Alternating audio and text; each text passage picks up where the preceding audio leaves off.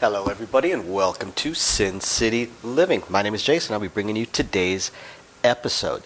As always, we want to thank all of our fans, our sponsors, our patrons. We appreciate all of your guys' support.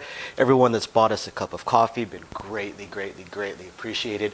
We've had a rough couple of weeks here in the family, been out of work for a week and a half, coming up on 2 weeks, thanks to our old friend COVID running through us. I don't want to take up a whole lot of time with the usual spiel, so all of you guys that are interested in what's going on with Sin City Living and what we plan on doing in the future with our live streams and upcoming events, please stick around to the end of the video or skip to the end of the video and watch. I will put most of that stuff in the ending spiel, and I will try and update it every week or two with more news. Otherwise, that being said, we're just going to go ahead and jump straight into today's video. Okay, for today's video, we are going to be answering an email. This email comes from Jeff. Thank you very much for sending the email to us, Jeff. We enjoy shooting videos based on the emails, probably more than we enjoy shooting any other type of video. So please keep them coming, guys. Questions, strategies, any kind of general stuff. Thanks again for the coffees. Very appreciated from everybody. And thank you to our patrons. We hope you guys are appreciating or enjoying the videos we're putting out for you guys on that site. And we're probably going to do another test live stream on the patronage site very soon, because I very much would like to get some live streams going on that site as well, along with when we start our regular live streams. So he breaks his questions down into a couple different categories, and the first one is direct lays, and he's wondering how we calculate out the payouts on direct lays for oddball lays, for odd stuff. Now, the first thing I will say is the oddball lays, players that play the oddball kind of lays like he is describing are jerks. They're considered jerks. They will not be liked by the dealers or the box, not because their bets are difficult, because they're really not, as I'm going to show you guys, but because these are players that are just being difficult because they enjoy it. They're just jerks. That's all there is to it. I have a player that will bet $138 place bet on the 6 and then $162 place bet on the 8. I know my hands were reversed on that, but they'll do 138 and 162. Why? Because they just like being jerks. They enjoy stroking. They also do those as string bets, one at a time. After the dealer sets up one, they throw in the money for the other. They're betting $300 action between the 6 and 8. They could just do 150, 150, but nope, that'd be too easy. That's not strokey enough for them. So they got to be as difficult as they possibly can. So that's the same thing with these kind of lays. So the first example he uses, and I'll use as examples, is a $582 direct lay. Now, before you can even figure out the VIG, you need to figure out what it pays. Or how are you going to figure out what it pays? That's pretty easy. I can tell you right now, it pays $45. It pays $485. Why? Because I know that 600 pays 5. Right? And 482 is 18 less than 600. What does 18 pay? 15. So this pays $15 less than 500. So it pays $485, right?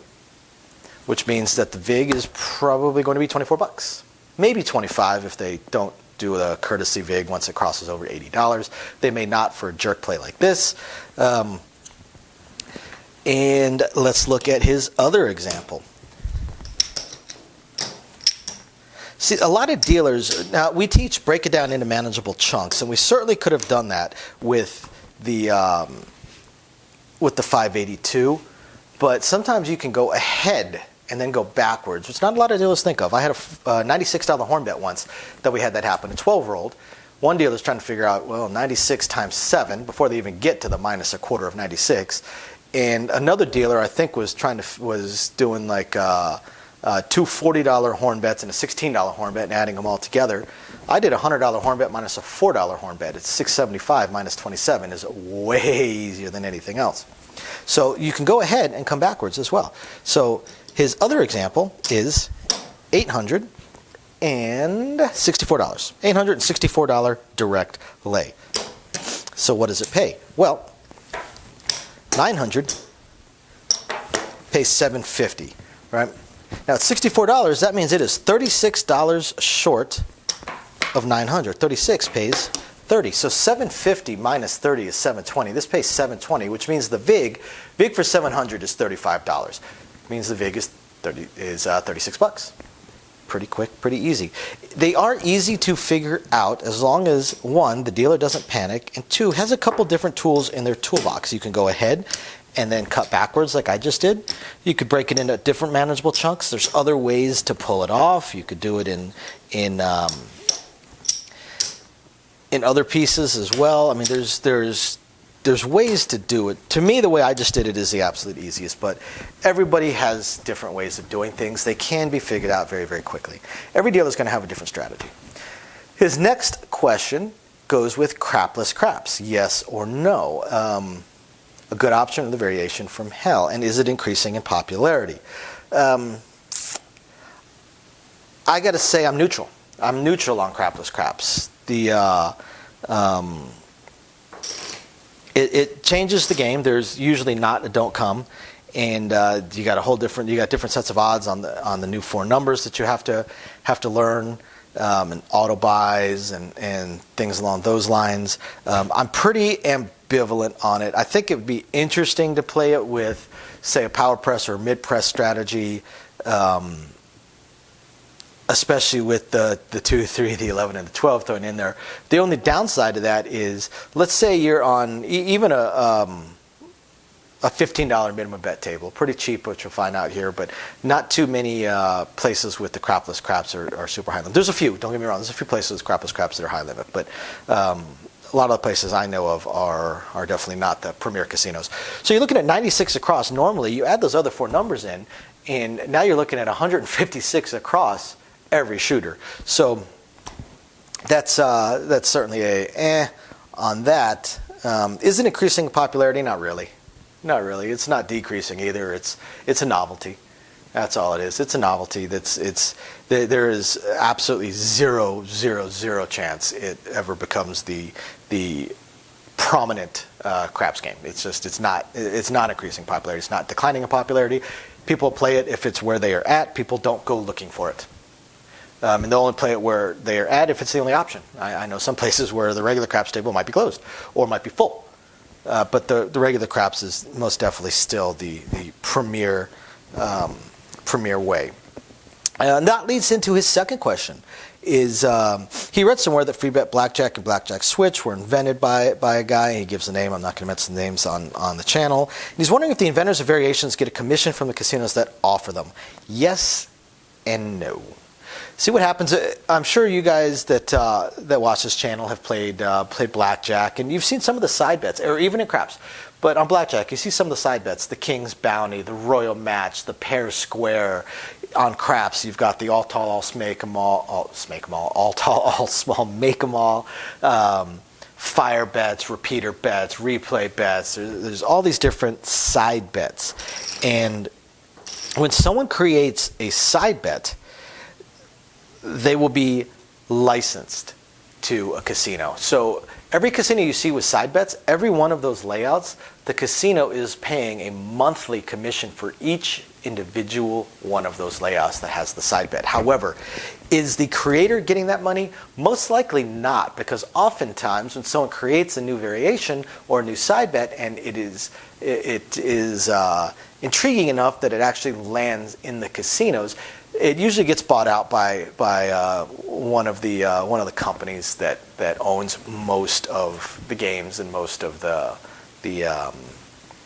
variations. They usually get paid a lump sum, and then these companies get their commission. It's honestly, it works out well for both, because a person trying to convince a casino to carry their side bet and then get the layouts made for the casino, and that kind of salesmanship of getting a casino, being a nobody and getting a casino to carry your side bet, and then getting layouts made, and then getting them to casinos and keeping track of all that and all that. I would bet that an individual person would not be able to get more than 2 or 3 of their layouts out around Vegas, whereas a company that's known for it just features it to the casino, saying, "Hey, we've got this new variation.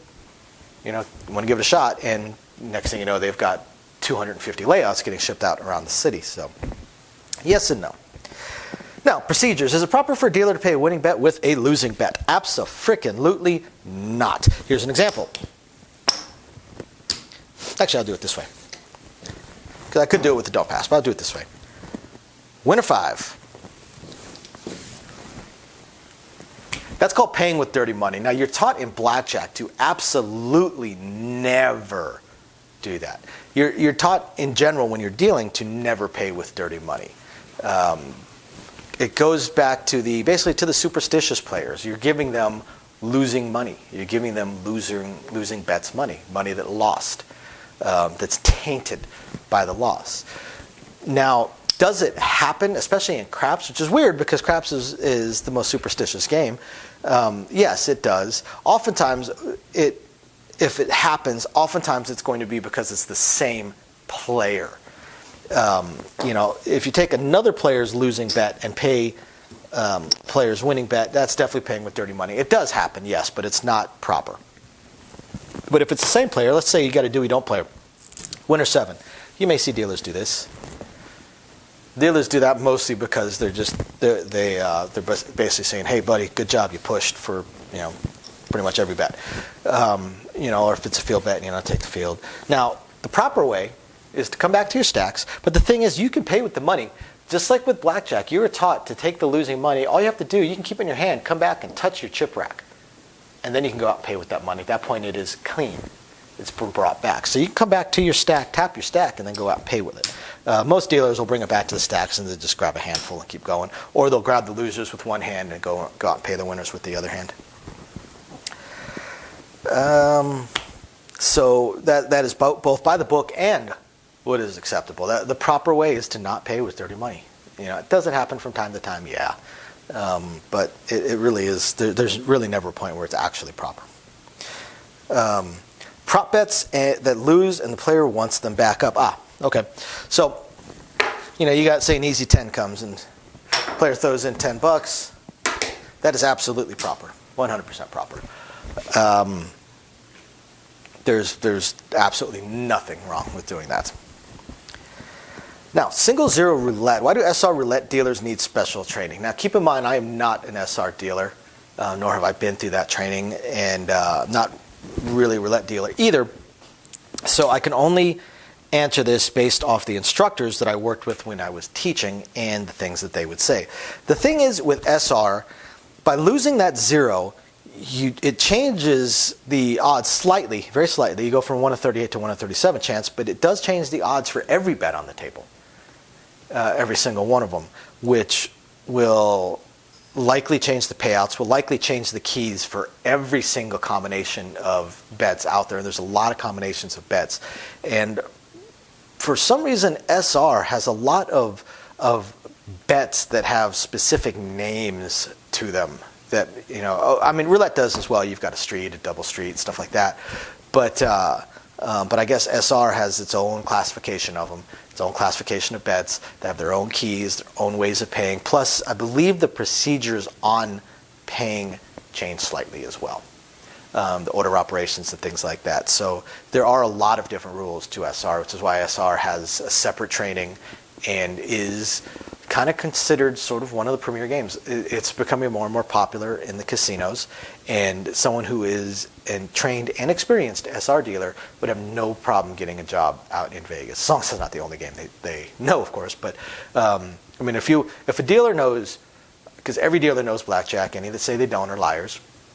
If a dealer knows craps, single zero roulette, and say Pai-Gow tiles, they could work in any casino in Vegas, and they would and are experienced in dealing those, and would have really no difficulty getting a job fairly quickly here in this town. So, yeah, that's it, and that is all for Jeff's questions. Thank you again very much, Jeff, for sending those to us. We really appreciate it. Hope you guys find this interesting, illuminating, enlightening, or at least just plain fun. We will catch you guys next time. Bye now.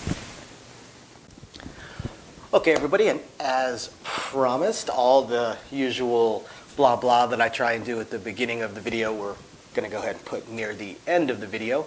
And here we go. So thank you, everybody, for your usual patronage. All of you that are patrons of ours, we very, very much appreciate it. Thank you, everybody who's been buying us a cup of coffee.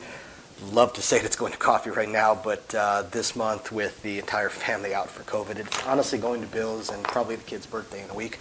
But we definitely appreciate it.